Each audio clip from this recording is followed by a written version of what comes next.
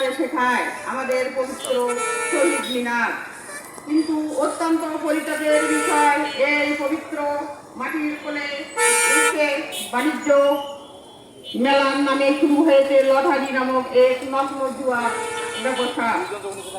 বন্ধুগণ, মেলা তো হওয়ার কথা ছিল দেশীয় কুটির শিল্প প্রচারের জন্য, আমাদের লোকজনকে সংস্কৃতিকে নূতন প্রজন্মের সামনে তুলে ধরার জন্য। কিন্তু আজ খোলাহাটি কুটির শিল্প বাণিজ্য মেলা নামে কি হচ্ছে?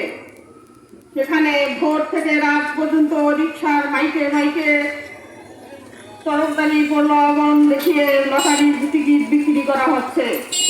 এই লটারি কোনো ভাগ্য বদলের উপায় নয়, এটা হচ্ছে সাধারণ মানুষকে পকেট কাটার একটা আধুনিক ধান্দাবাজি।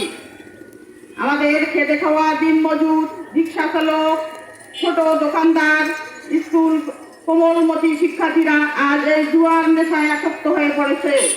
জমানো টাকা শেষ করে তারা যখন খালি হাতে বাড়ি ফিরছে, তখন শুরু হচ্ছে পারিবারিক কোলাহল, বাড়ছে মানসিক অশান্তি, আর সমাজে মাথা নাড়া দিয়ে উঠছে চুরি, ছিনতাই, অপহরণ, অপরাধ। আমরা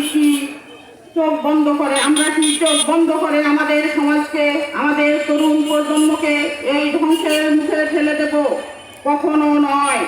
আমরা স্পষ্ট জানিয়ে দিতে চাই, প্রশাসন ও মেলা কর্তৃপক্ষ প্রতি আমাদের বার্তা একদম পরিষ্কার।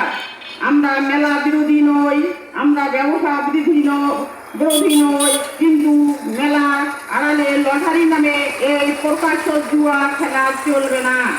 অতি বিলম্বে এই লটারির টিকিট বিক্রি বন্ধ করুন, নয়তো বদরগঞ্জের সচেতন জনতা চুপ করে বসে থাকবে না।